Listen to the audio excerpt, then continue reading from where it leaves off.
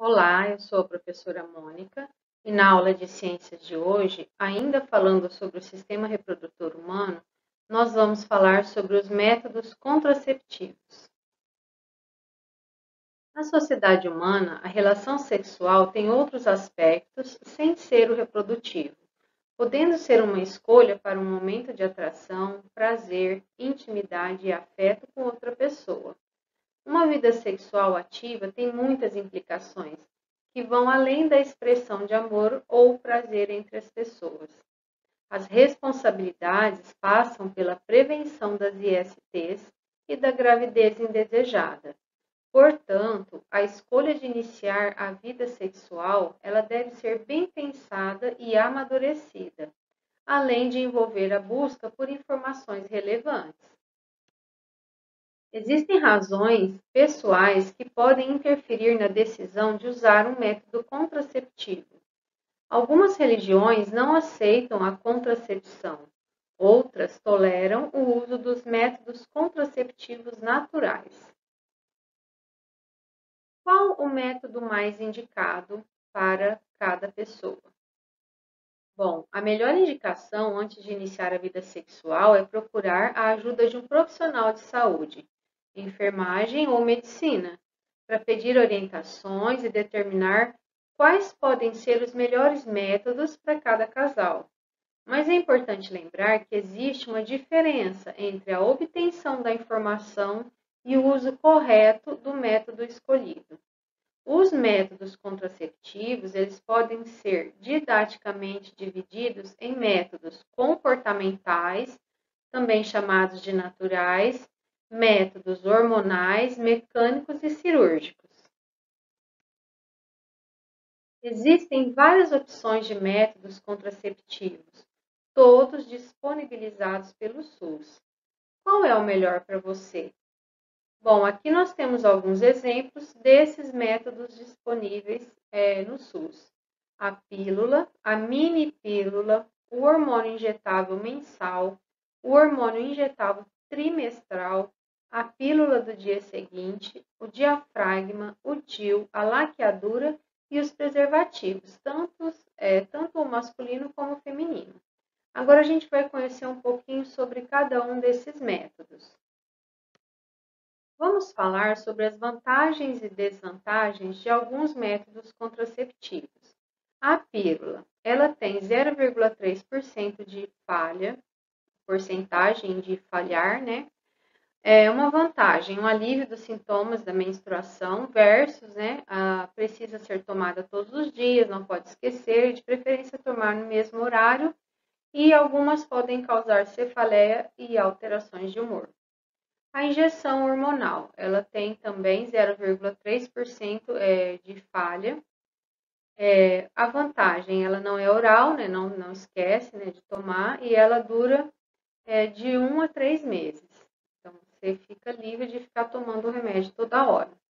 A sua desvantagem, ela pode causar um aumento de peso e os ciclos menstruais ficarem irregulares. O adesivo hormonal, ele tem 0,3% de falha. A sua vantagem, ele não é oral, é de fácil aplicação. A sua desvantagem, né, ele é visível e temos aí também o controle das datas, né, de colocação do adesivo. Não pode esquecer a data que tem que ser reposto. A pílula do dia seguinte, ela tem falha de 2% nas primeiras 24 horas, 4,1% entre 25 horas e 48 horas e 4,7% entre 49 horas e 72 horas. A sua vantagem é um método de emergência. A sua desvantagem, se ela for usada com frequência, ela perde a eficácia. A camisinha, a sua falha de 2% a masculina e 5% a feminina. A sua vantagem é a proteção contra infecções sexualmente transmissíveis. Uma desvantagem desse método é que, se ele for usado de forma errada, ele tem um baixo índice de proteção contra a gravidez. Agora vamos falar dos métodos comportamentais, ou também chamados métodos naturais. Eles consistem na abstinência sexual durante o período fértil da mulher de 5 dias antes e 3 dias após a ovulação, em que está apta a engravidar. Não dependem do uso de substância ou de outros produtos, não há efeitos colaterais e não tem custo. Por outro lado, ela tem baixíssima eficácia e não protege contra infecções sexualmente transmissíveis. O uso desses métodos não é recomendado, pois o ciclo menstrual ele pode sofrer variações ao longo do mês, tornando o cálculo do período fértil impreciso. Porém, ele pode ser feito por casais com relacionamento estável e duradouro, no qual a mulher possui um ciclo bem regular. O método mais conhecido é a tabelinha, no qual se acompanha o ciclo menstrual durante pelo menos uns 3 meses para determinar o período fértil. Então, a tabelinha ela consiste em não manter relações sexuais nos dias férteis da mulher, que é o período da ovulação. Num ciclo de 28 dias, o dia fértil é o 14º dia, a contar do primeiro dia da menstruação. Para identificar o período fértil por este método, é preciso fazer uma observação rigorosa do ciclo menstrual. E mesmo assim, pode ser que não seja possível, fazer essa prevenção. Aqui nós temos uma situação em que a pessoa ela fez aí as anotações durante 6 meses e ela pôde observar que o ciclo menstrual dela tinha várias variações. Então, aqui na primeira vez ela teve um ciclo de 29 dias, depois no segundo era 30 dias, no terceiro mês caiu para 28 dias, no quarto mês foi para 31 dias, no quinto mês 32 dias e no sexto mês 31 dias. Então, para calcular o período fértil é meio complicado, porque você não sabe qual vai ser o seu ciclo próximo mês, porque essa pessoa ela não tem um ciclo regular, ela tem um ciclo que varia bastante. Então, aqui na imagem ao lado, nós temos aqui o cálculo de como faria essa porcentagem do dia que ela estaria ovulando. Então, num ciclo de 28 dias, o 14º dia, que seria a metade do ciclo, seria o dia da ovulação. Então, conta 5 dias antes e 3 dias depois desse dia 14, que seria o 14º dia, não o dia 14. Num ciclo de 32 dias, a metade desse ciclo seria o 18º dia, a partir do primeiro dia da menstruação. Então, aí seria o dia 18, se contasse a partir do dia 1º, 5 dias antes e 3 dias depois seria o período fértil dessa pessoa. Mas, como a gente acabou de comentar, esse método não é eficaz e ele é bem arriscado. Não protege também contra as ISTs. Os métodos hormonais, eles também são chamados de químicos. Eles usam hormônios sexuais femininos sinteticamente produzidos que atuam na forma de impedir a ovulação. Eles só podem ser usados sob orientação médica. São relativamente baratos, de alta eficácia e fáceis de usar, mas não protegem das infecções sexualmente transmissíveis e podem também apresentar vários efeitos colaterais. As formas mais comuns são as pílulas anticoncepcionais tomadas diariamente, os adesivos transdérmicos, que são colocados na pele, permitindo a liberação dos hormônios que são absorvidos. E a injeção anticoncepcional, que possui um efeito de longa duração e pode ser aplicada mensal ou trimestralmente. Aqui nós temos a imagem de alguns métodos hormonais. Então, aqui na primeira imagem, nós temos a pílula, que tem que ser tomada diariamente.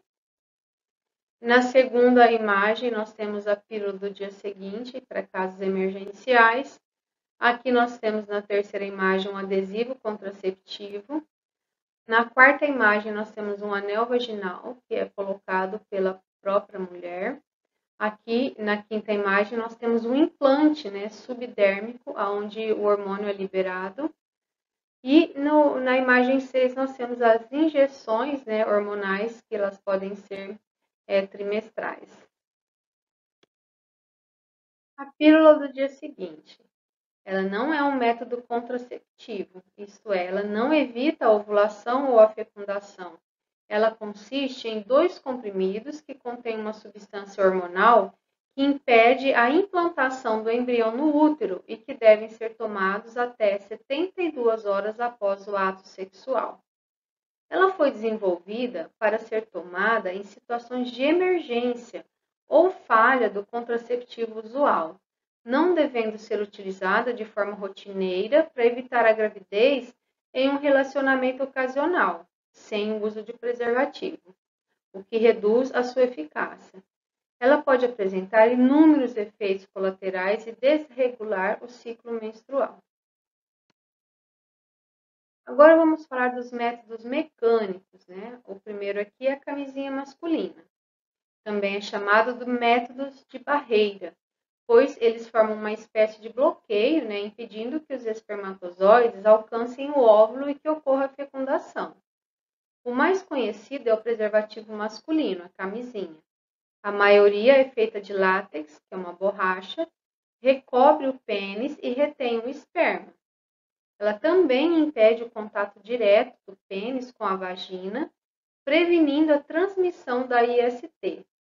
É relativamente barato e pode ser obtido gratuitamente em postos de saúde.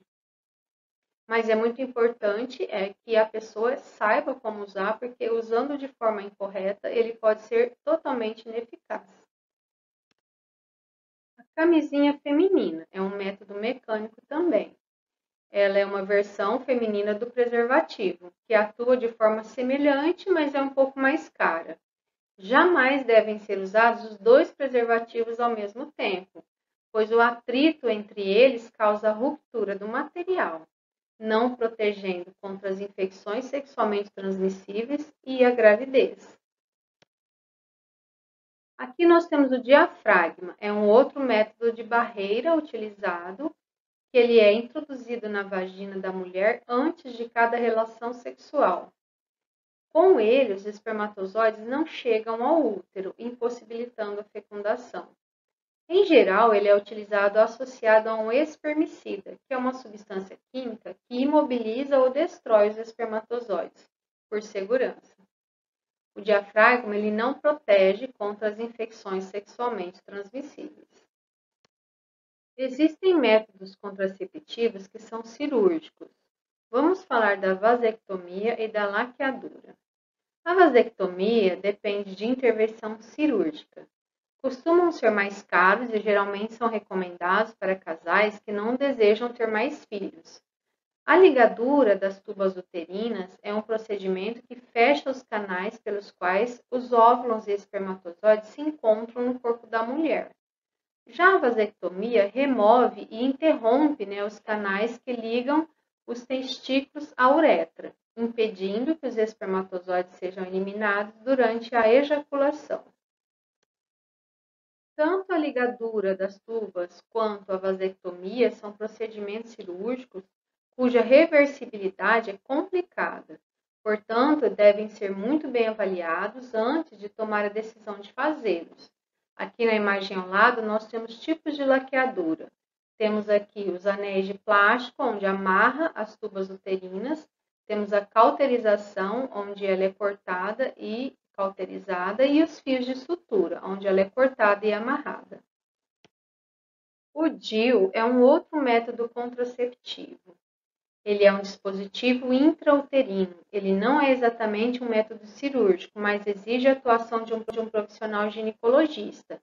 Existem dois tipos de DIU, o de cobre e o hormonal, que atuam evitando a fecundação e a implantação do embrião no útero. Esse aparelho introduzido dentro do útero, ele vai criar todo um ambiente impróprio para a fecundação e também para a vida do espermatozoide. Esse método contraceptivo, o DIU, ele é bastante utilizado por causa da sua praticidade e por ele ser implantado por meio de uma pequena intervenção. Não há cortes e a mulher recebe alta em algumas horas. Ele é um método reversível, então se a mulher desejar engravidar, basta o ginecologista remover o DIU. Com exceção do preservativo, nenhum desses métodos contraceptivos que nós falamos aqui, eles protegem contra as infecções sexualmente transmissíveis. E a nossa aula de hoje vai ficando por aqui. Bom, acho que nem é necessário falar o quanto esse assunto é importante, né, para todos nós. Então, eu desejo a vocês bons estudos e a gente se vê na nossa próxima aula.